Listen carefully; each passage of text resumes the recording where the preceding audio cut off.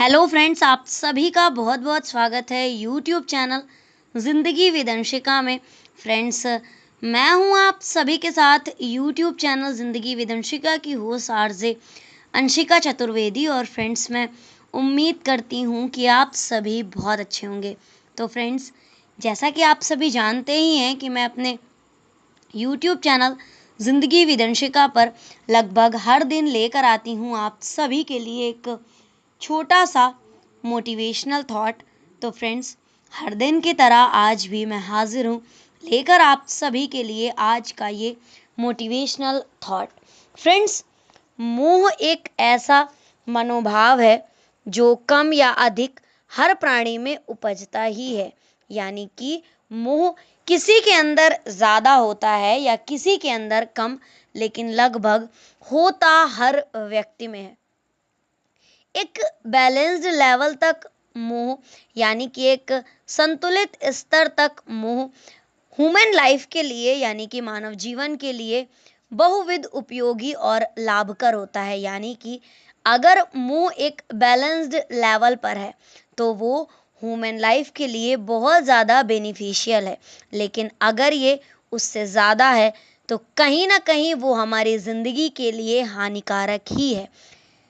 दैनिक जीवन में, यानी कि डेली लाइफ में, डेली रूटीन को एक्टिव और सरस बनाता है ये बैलेंस्ड मोह। जीवन उद्देश्य के निर्धारण में भी सहयोगी होता है। मनुष्यों में मोहभाव से सामाजिक व्यवस्था में भी मदद मिलती है।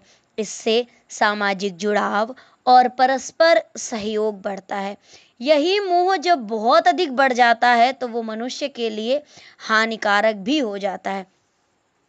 उदाहरण के लिए, आजकल हर कोई हर किसी से मतलब का रिश्ता रखना चाहता है और कहीं ना कहीं उसे ये लगता है कि अगर हम इसकी मदद कर रहे हैं तो ये भी हमारी मदद करेगा। कुछ मोह होता है, कुछ इच्छाएं होती हैं, तभी जाकर हम एक दूसरे से जुड़े हुए हैं। लेकिन ये मोह जब तक एक बैलेंस्ड लेवल में रहता है, थोड़ा बहुत कम रहता है, तब तक तो हमारा समाज उससे जुड़ा रहता है। और इस मोह में एक अच्छी बात ये भी है कि इससे सामाजिक व्यवस्था बनी रहती है, लोगों में परस्पर जुड़ाव बना रहता है और लोग किसी न किसी लालच में, किसी न किसी मतलब के कारण, हम कह देते हैं कि स्वार्थ की दुनिया है, लेकिन हम भी तो किसी न किसी से अपने स्वार्थ के लिए ही तो जुड़े हुए हैं। तो उसी तरह से अगर ये एक बैलेंस लेवल में रहेगा, लिमिटेड रहेगा, तो परस्पर सहयोग भी बना रहता है। लेकिन जब ये ज़्यादा बढ़ जाता है, यानी कि अनबैलेंस्ड हो जाता है, तो निश्चित तौर पर ये हार्मफुल ही है।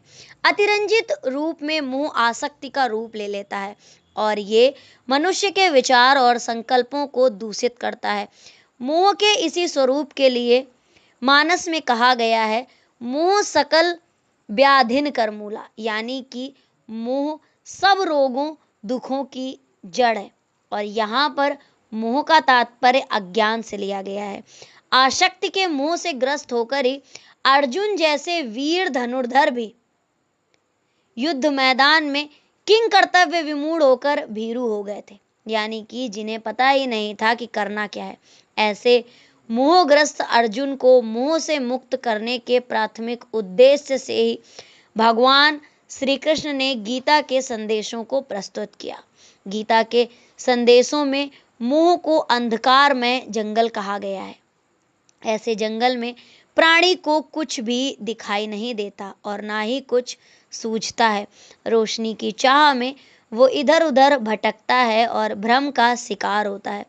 गीता में बताया गया है कि जिस वस्तु या व्यक्ति के प्रति मनुष्य में अतिशय मोह होता है, उससे उसे आसक्ति हो जाती है। ये मेरा है कि भाव से मनुष्य उसे सदैव अपने पास रखना चाहता है, लेकिन ये हमेशा संभव नहीं हो सकता, क्योंकि संसार में कुछ भी स्थायी नहीं है, सब कुछ अस्थायी है और क्षणिक है।